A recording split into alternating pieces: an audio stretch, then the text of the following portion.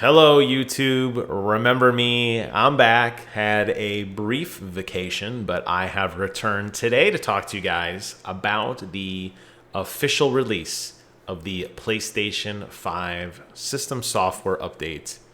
Comes out tomorrow, September 15th, 2021, globally. So whether you live in America like me, or some of my friends across the pond, or on the other side of the globe, fear not, you will be able to get your hands on this, and it's a juicy one. Before I begin, I would love to say how much I love Deathloop. Oh my god, that's a big ad up here at the top. I'll be talking a lot about that a little bit later on, not in this video. So stay tuned for that if you want to hear my thoughts on Deathloop. But today, we're about the PlayStation 5. Lots of stuff coming out. This is on the official PlayStation blog. It's a post by the Senior Vice President of the Platform Experience, which sounds like a really cool job. Good for this guy. And I'm going to make it a little bit bigger because I am blind. That's pretty good right there. All right. And here we go. What do we got? It says that tomorrow they are releasing all of the updates that you can expect. There's been a lot of feedback on how these things have worked and been implemented.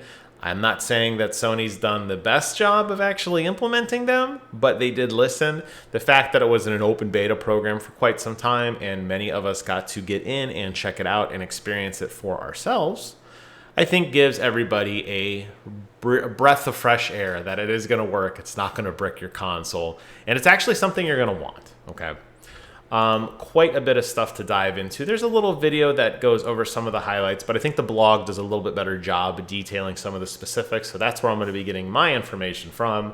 There will be a link to this blog in the description box below.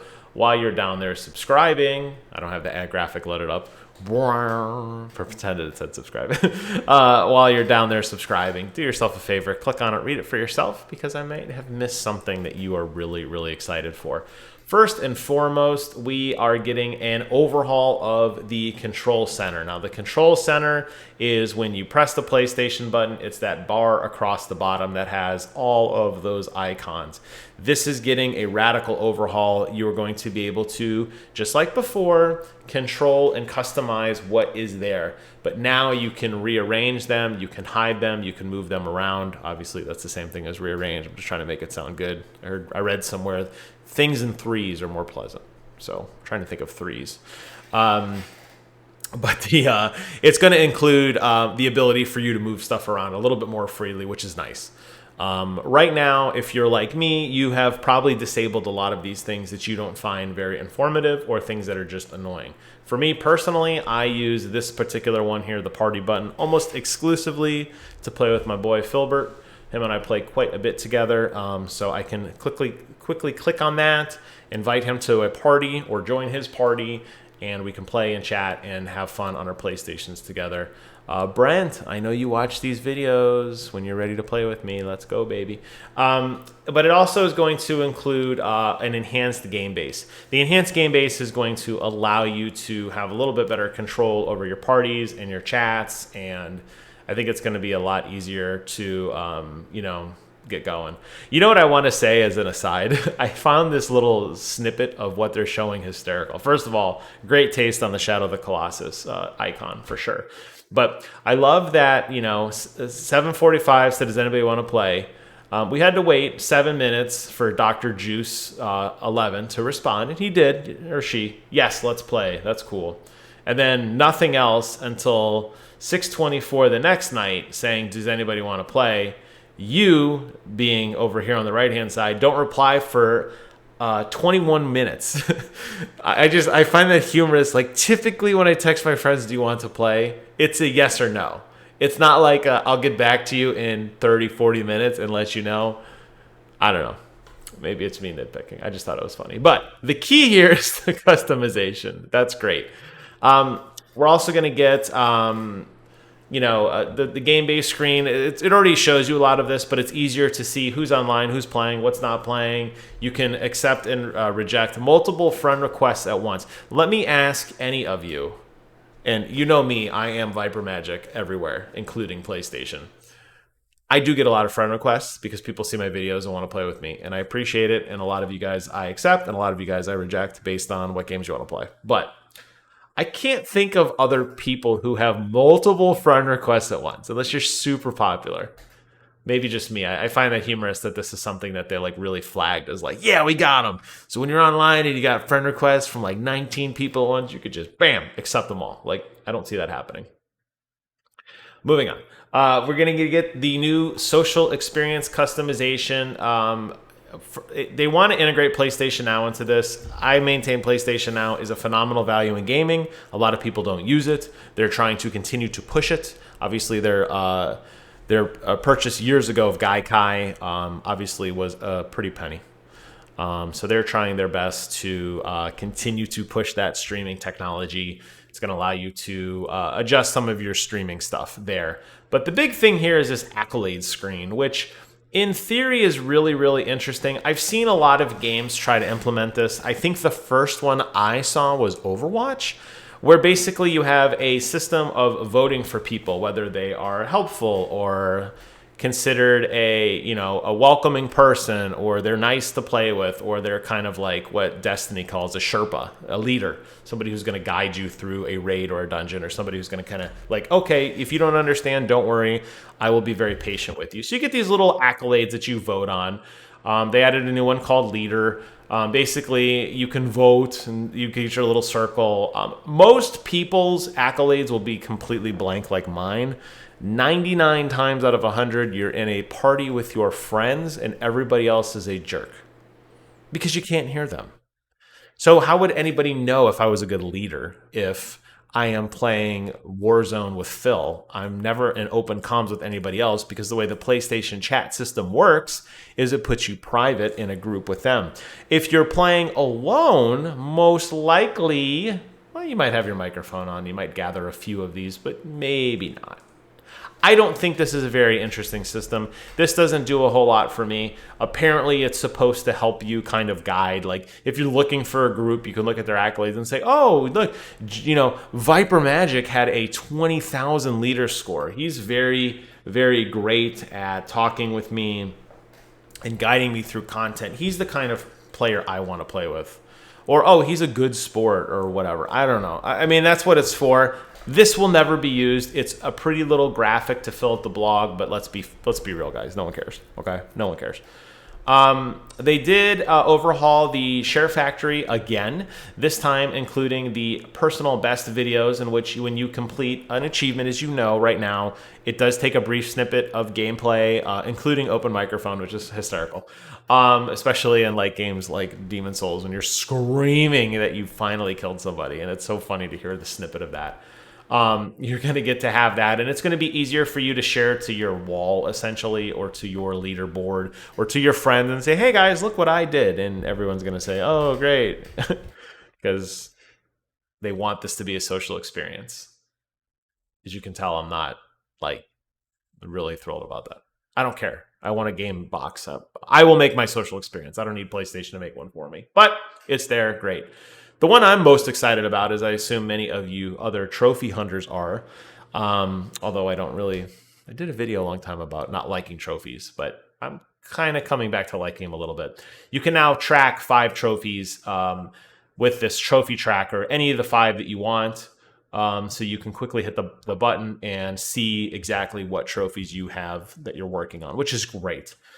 I would have liked to see this graphic include more of the card system, which I did say long ago when this card system came out. I thought it was going to be a waste of time. And it's kind of turning out to be a waste of time like I thought it was going to be. But if you remember, they had those little cards that would show you a little snippet of a video and be like, oh, look, you can now do achievement. Here's a little snippet on how to do this achievement or how to complete this level. Those would be great. Insert those here. You don't see them because they're kind of fading off already. But they're here if you want them. And you can hit the little trophy tracker and manage your trophies and see what's going on. Probably the big one that most people are excited about, though, one of 2, I would think, has got to be the 3D audio support for television speakers. Now, this is only applicable for television speakers that are 2-channel television speakers. 2-channel. So if you got one of these super fancy surround sound systems that simulates, 5.1 to 7.1, your results are going to vary, okay? But what this is going to allow you to do is experience 3D audio through your television speakers or any 2-channel audio system. That's going to allow you to hear 3D audio. I have been very, very critical of 3D audio, both for and against. I think it absolutely enhances the experience on PlayStation first-party games. Astro's Playroom, Demon Souls, absolutely, I think a requirement to play in 3D audio. You will be blown away by just how good those sound. Other games that aren't so good, the 3D party game, the third-party games like Call of Duty, Modern Warfare, Black Ops, or Warzone, or Valhalla, not so good. I think you're going to have very mixed results with those. But you're now going to be able to experience it if you didn't have a headset before. Interestingly enough, it's going to use your DualSense controller as a 3D audio setting to help you optimize it. I have played with this. I don't think it works very well. Don't expect a lot. It's a cool gimmick. You probably will not use 3D audio, even though you think you will. But if you want the most richest, fullest sound, do what they say and write in the comments below and tell me how right or wrong I was. I think it's not going to work.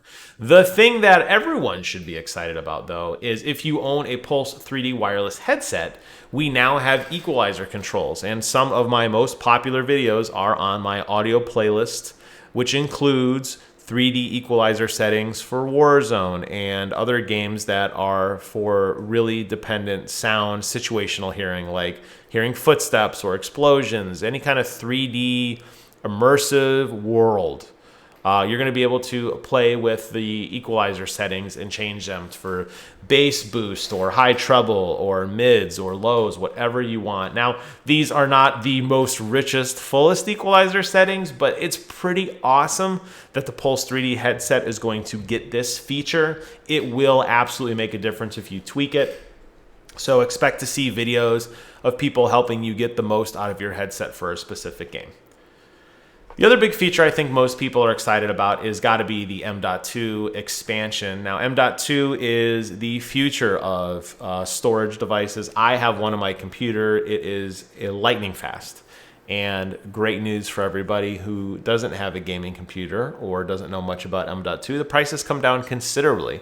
And it's going to be a great way for you to expand your PlayStation storage. Now, there's been a lot of debate on if this is better or worse than the Xbox storage. I personally think this is significantly better. While the Xbox version does have a nice plug and play, it is proprietary. Here, you can shop around and find the size that fits your budget.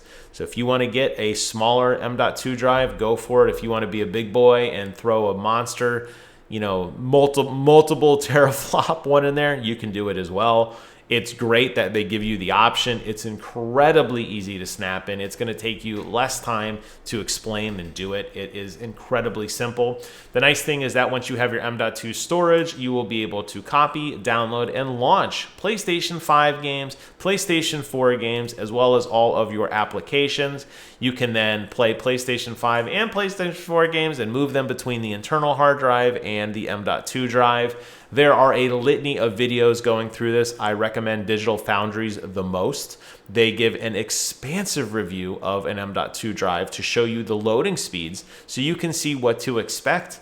Just so you know, they are completely negligible, which is great. In other words, you're not going to know that you're playing on the internal versus the M.2, but if you're like me and you wanted to have more storage and have more games running on your faster hard drive, like The Division 2, and Quake at the same time. You don't have to install one and move another one. I know Quake's like 1 gig of storage space, but my point is you're going to have plenty of room now, and that is a phenomenal feature.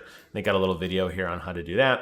Lastly, and definitely least exciting, is the PlayStation Remote Play app and some of the PlayStation app enhancements, which are going to allow you to kind of use your phone as a second screen. This has happened quite a bit. Xbox did this a long time ago with, I think they called it Glass or Live Glass.